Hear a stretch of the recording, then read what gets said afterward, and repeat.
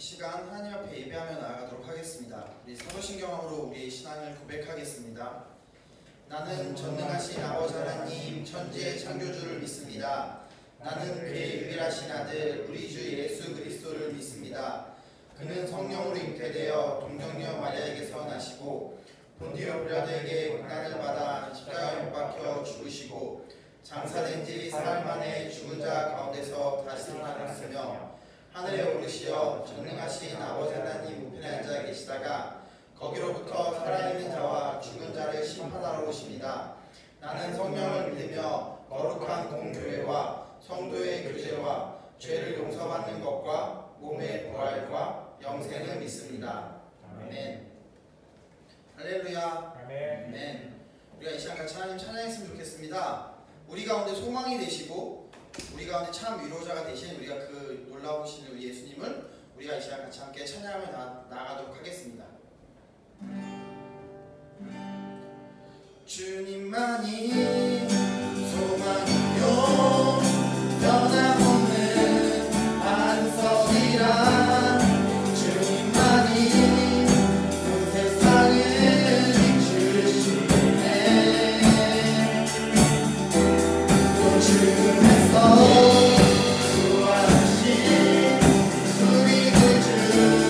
영광의 왕 주님은 모든 자의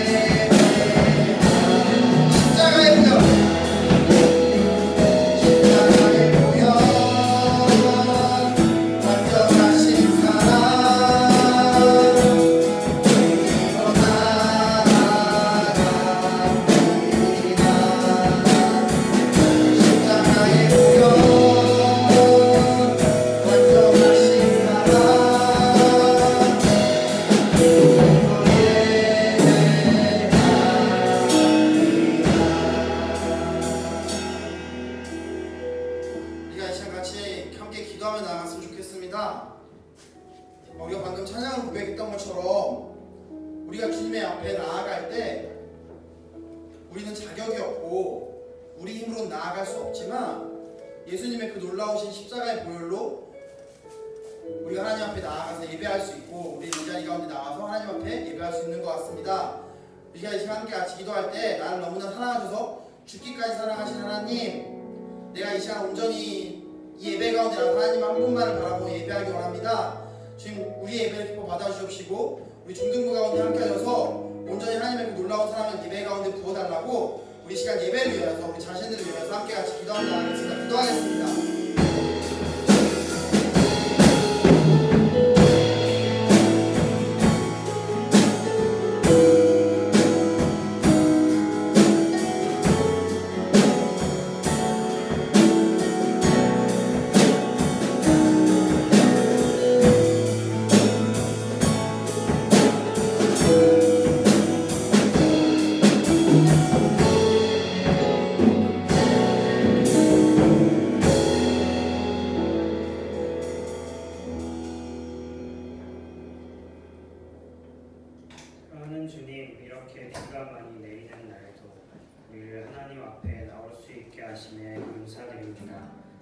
특별히 한 주 내내 쏟아진 비로 여기저기서 안타까운 소식이 들려오고 있습니다. 주님, 부디 수재로 고통받는 이들의 마음을 어루만져 주시고 그들을 위로하여 주사 합당한 은혜를 부어주시길 기도합니다.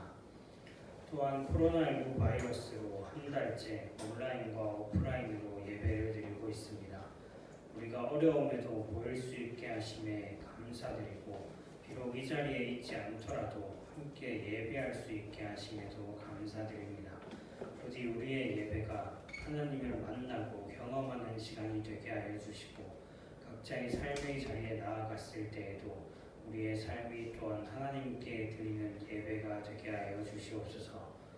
예배로 나온 우리 귀한 중등부 학생들과 이들과 함께하며 섬김을 감당하는 선생님들이 있습니다.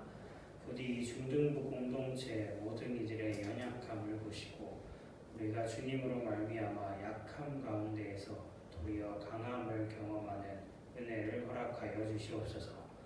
이제 우리의 몸과 마음을 주님께만 향합니다.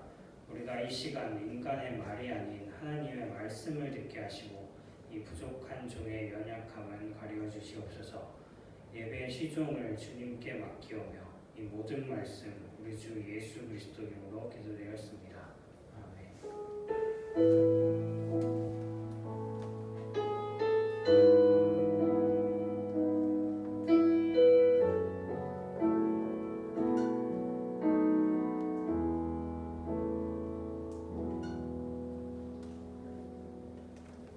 오늘 우리에게 주시는 하나님의 말씀은 히브리서 4장 15절 말씀입니다. 그러면 히브리서 4장 15절 말씀을 다 같이 공독하겠습니다. 우리에게 있는 대제사장은 우리의 연약함을 동정하지 못하시리가 아니요 모든 일에 우리와 똑같이 시험을 받으시려되 죄는 없으시니라. 아멘. 우리가 잘 아는 찬양 중에 주는 완전합니다 라는 찬양이 있어요. 지난주에도 아마 고백을 했던 것 같은데요. 이 찬양의 가사는 이렇습니다. 주여 우린 연약합니다. 우린 오늘을 힘겨워합니다. 주 뜻 이루며 살기엔 부족합니다. 우린 연약합니다. 주여 우린 넘어집니다. 오늘 하루 또 실수합니다. 주의 긍휼을 구하는 죄인입니다. 이 찬양의 고백처럼 우리가 연약하구나 라고 생각하게 될 때가 참 많습니다. 그런데 이 연약함이라는 걸 무엇을 기준으로 판단하면 좋을까요? 보통은 몸이 허약하거나 마음이 굳지 못한 것에 우리가 연약하다라는 말을 쓰죠.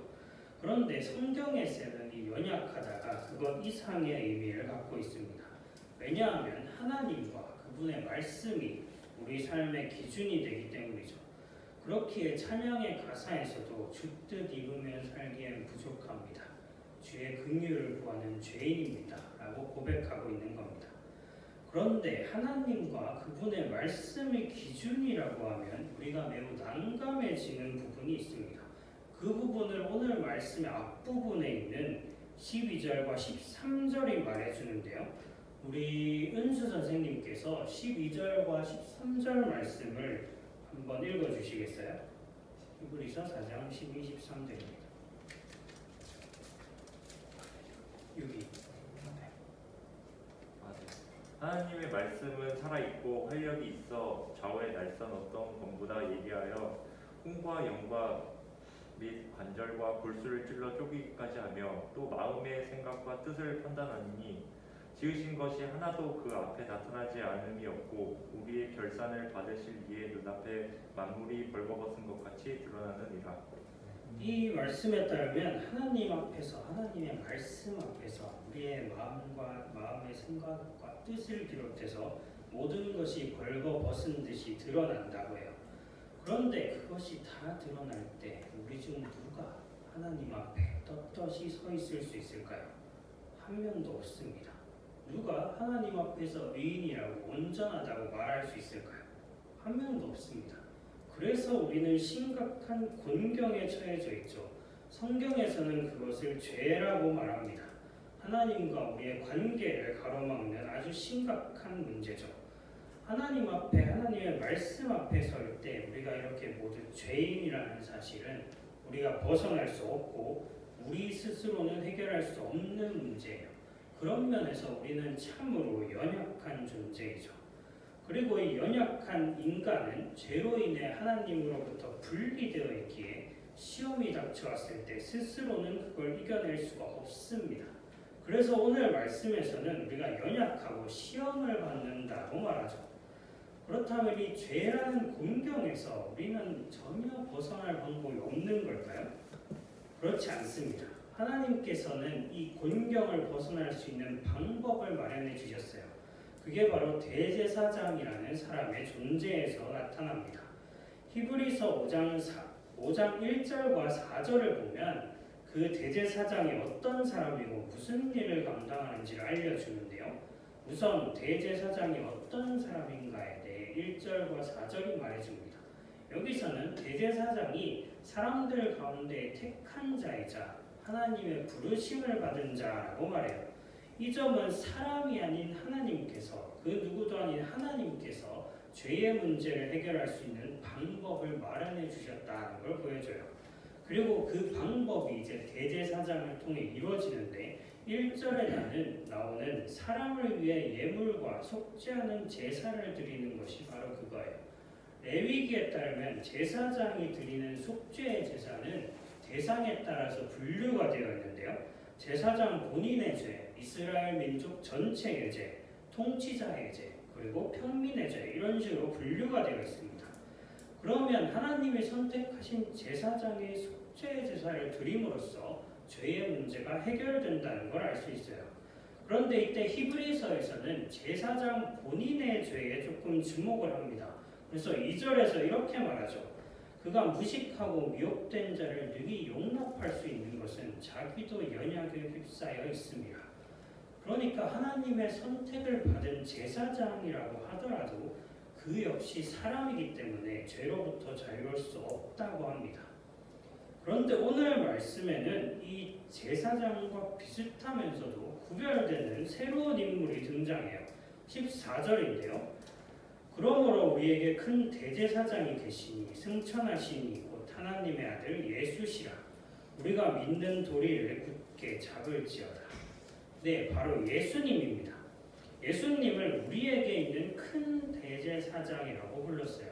그래서 한편으로는 대제사장이라고 한 건 예수님이 대제사장들과 비슷한 역할을 수행하기 때문이에요. 그런데 그냥 대제사장이 아니라 큰 대제사장이라고 한 것은 예수님이 다른 사람들과 무언가 차이가 있기 때문인데요. 우선 그들이 예수님과 이 다른 대제사장들이 유사한 점은 예수님도 다른 대제사장들처럼 하나님의 선택을 받았다는 점이에요. 예수님은 하나님의 아들이셔서 좀 다른 대제사장들과 좀 다른 느낌이긴 하지만 예수님 역시 죄의 문제를 해결하기 위해서 보냄을 받은 분입니다. 그래서 로마서에서 사도 바울은 이렇게 말하죠. 모든 사람이 죄를 범하였음에 하나님의 영광에 이르지 못하더니 그리스도 예수 안에 있는 성령으로 말미암아 하나님의 은혜로 값없이 의롭다 하심을 얻은 자 되었느니라. 하나님의 선택을 받아 죄의 문제를 해결하는 걸 감당한다는 점에서 예수님과 대제사장들이 하는 일이 아주 비슷하죠. 그런데 다른 점도 있는데 그걸 15절 말씀이 말해주고 있어요. 15절에서는 우리에게 있는 대제사장은 우리의 연약함을 동정하지 못하시리가 아니요 모든 일에 우리와 똑같이 시험을 받으시려되 죄는 없으시니라 라고 합니다. 그래서 차이점은 죄가 없으시다는 점이에요. 그냥 생각하기에는 예수님이 인간이면서도 하나님의 아들이시니까 당연히 죄가 없으시겠지 이렇게 생각할 수 있어요. 그런데 그럼에도 우리의 연약함을 동정할 수 있는 분이신데 그건 우리와 똑같이 시험을 받으셨기 때문이라고 하죠. 그래서 예수님이 어떤 시험을 받으셨나 했을 때 우리에게 가장 먼저 떠오르는 건 광야에서의 시험 장면이에요. 거기에 보면 마귀가 세 가지를 시험하는데 먼저는 40일간 굶었던 예수님한테 먹는 것으로 시험을 겁니다. 아주 얍삽한데요. 우리라면 하루에 한 끼만 안 먹어도 넘어갈 것 같은 시험이죠. 그런데 예수님은 돌덩이를 떡으로 바꿔서 먹는 것 정도는 식은 죽 먹기일 텐데도 그렇게 하지 않으시고 그 시험을 하나님의 말씀으로 이겨내십니다. 다음으로 마귀는 야 성전에서 한번 뛰어내려가라. 그 천사들 와가지고 너 붙잡아주지 않겠니? 이렇게 하면서 마귀가 하나님의 말씀을 인용하면서 예수님을 시험합니다. 그래서 그냥 뛰어내려서 증명해주면 될 것도 같은데 예수님은 그게 하나님을 시험하는 것이다 라고 하면서 거부하시죠. 그리고 마지막으로 자기 앞에 한 번만 엎드려서 경배하면 세상의 모든 영광을 주겠다고 유혹하는데요. 예수님은 단호하게 하나님만 섬겨야 한다 하면서 물리치시죠. 마귀가 예수님을 시험한 이 요소들은 우리 삶에도 걸림돌이 되는 요소들이에요. 먹고 사는 거나 하나님을 의심하고 시험해보는 것이나 세상의 명예나 영광 같은 것이죠. 우리라면 충분히 넘어질 법한 문제들입니다. 예를 들어서 요즘 뉴스를 보면 여러분이 관심이 있는지 모르겠지만 부동산에 관한 입법들이 핫 이슈예요. 그래서 거기에서 아주 반응이 극명하게 나뉘는데 집을 가진 사람들과 집이 없는 사람들이 다른 의미에서 걱정을 하고 있습니다. 그래서 그 느낌은 다르지만 둘 다 먹고 사는 걱정을 하고 있죠. 뿐만 아니라 우리를 가장 근심하게 하는 문제는 돈의 문제입니다. 그래서 어떤 사람들은 돈이 넘쳐가지고 이걸 어떻게 불릴까 이런 걱정을 하는 반면에 또 어떤 사람들은 돈이 없어서 어떻게 하루하루 먹고 살까를 걱정하죠. 그런 누구도 이 문제로부터 자유롭지 못한 겁니다. 그래서 예수님과 우리의 차이는 그런 시험들에서도 하나님께 순종했다는 것이에요. 그리고 이 시험의 절정은 죽음입니다. 우리가 드라마나 영화 같은 걸 보면 자주 이런 장면들이 등장하는데 악당들이 어떤 사람에게 총구를 이렇게 겨누면서 그 사람으로 하여금 나쁜 짓을 하도록 하게 만드는 장면이에요. 이 사람이 그렇게 하는 이유는 죽음이 두렵기 때문이죠. 그리고 악당들은 이 점을 아주 잘 이용하고 있습니다. 그렇다면 죽음의 문제로 시험을 한다면 다른 시험을 이겨냈다고 하더라도 결코 극복하기 쉽지 않을 거예요. 그렇지만 예수님께서는 자신 앞에 죽음이 닥쳤을 때 한편으로는 이 잔을 지나가게 해달라고 간구하시면서도 마지막에는 자신의 뜻이 아닌 하나님의 뜻대로 되게 해달라고 기도하셨어요. 이 죽음의 시험 앞에서도 하나님에 대한 믿음과 순종을 보여주신 거죠. 오늘 말씀은 바로 이 예수님이 우리에게 있는 대제사장이라고 말하고 있어요. 그분은 한편으로 우리가 똑같이 시험을 받으신다는 점에서 우리의 연약함을 이해할 수 있으세요. 그렇지만 우리와 달리 그 시험들을 이겨냈다는 점에서 죽음의 시험까지 이겨냈다는 점에서 죄가 없으신 분이시죠. 그리고 바로 그분이 우리를 위해 대제사장의 사역을 감당하고 계십니다. 같은 상황에 처해 보셨기에 우리가 시험에 쉽게 빠질 수 있고 죄를 지을 수 있다라는 걸 이해하시고 또 그 상황을 이겨내셨기에 우리를 능히 건져내시고 도와주실 수 있는 분이시죠. 또한 예수님은 잠시 이 땅에 오셔서만 그 사역을 감당하신 것이 아니라 이제는 승천하셔서 하늘에서 우리를 위해 그 일을 하고 계십니다. 우리를 아시고 우리를 이해하시면서 우리를 위해 죄의 문제를 해결하시고 우리를 위해 기도하시면서 우리에게 하나님께 갈 수 있는 길을 열어주고 계신 것이죠. 바로 그 예수님께서 우리의 대제사장이 되시기에 히브리서 4장 16절은 이렇게 말해요. 그러므로 우리는 긍휼하심을 받고 때를 따라 돕는 은혜를 얻기 위하여 은혜의 보좌 앞에 담대히 나아갈 것이니라. 이 말씀은 우리가 은혜의 보좌 앞에 하나님 앞에 담대히 나아가라고 합니다. 예수님께서 우리를 위한 대제사장이 되셔서 우리가 비록 연약하더라도 시험에 취약할 수 있더라도 죄를 지을 수 있더라도 하나님께 나아갈 수 있도록 허락해 주셨기에 가능한 일이죠. 그래서 우리가 지금 이 자리에 나올 수 있습니다. 그래서 우리는 언제 어디에서든지 기도할 수 있고 찬양할 수 있습니다. 연약하기에 오늘 하루 살아가기도 힘이 들고 하나님 뜻대로 살아가기에 부족함을 깨닫고 넘어지고 실수하고 죄인됨을 깨닫지만 그럼에도 예수님께서 우리의 대제사장이 되시기에 우리가 하나님께 나아갈 수 있습니다. 바로 그것이 이 자리에 있는 우리 모두에게 그리고 하나님의 말씀을 듣는 모두에게 허락하신 놀라운 하나님의 은혜입니다. 오직 예수님만 의지하면서 그 은혜의 보좌 앞에 하나님께 담대히 나아갈 때 하나님께서 우리에게 필요한 은혜를 채워주실 것입니다. 우리 모두에게 그 담대한 믿음을 허락하시기를 간절히 소망합니다. 기도하겠습니다. 주님, 오늘 히브리서의 말씀을 통해 우리에게 있는 대제사장이신 예수님에 대해 배웁니다. 예수님께서는 우리와 똑같이 시험을 받으셨지만 그 시험을 모두 이겨내신 모습을 보았고 또한 그렇기에 우리의 연약함을 동정하실 수 있는 분이라는 것을 들었습니다. 주님, 우리에게 있는 이 대제사장이신 예수님의 의지에서 우리가 비록 연약하고 항상 넘어지고 항상 우리의 부족함을 보고 죄 앞에서 무력함을 느낌에도 우리가 지금 이 자리에 나올 수 있습니다. 주님, 그 예수님만을 의지해서 우리가 언제 어떤 상황에 있든지 어디에 있든지 하나님만 의지하고 담대히 나아갈 수 있게 하여 주시옵소서. 이 모든 기도 우리 주 예수 그리스도 이름으로 기도드렸습니다. 아멘. 기도문 하심으로 예배 마치겠습니다. 하늘에 계신 우리 아버지, 아버지의 이름을 거룩하게 하시며 아버지의 나라가 오게 하시며 아버지의 뜻이 하늘에서 같이 땅에서도 이루어지게 하소서. 오늘 우리에게 일용할 양식을 주시고 우리가 우리에게 잘못한 사람을 용서하게 준 것 같이 우리 죄를 용서하게 주시고 우리를 시험에 빠지지 않게 하시고 악에서 구하소서. 나라와 권능과 영광이 영원히 아버지의 것입니다. 아멘.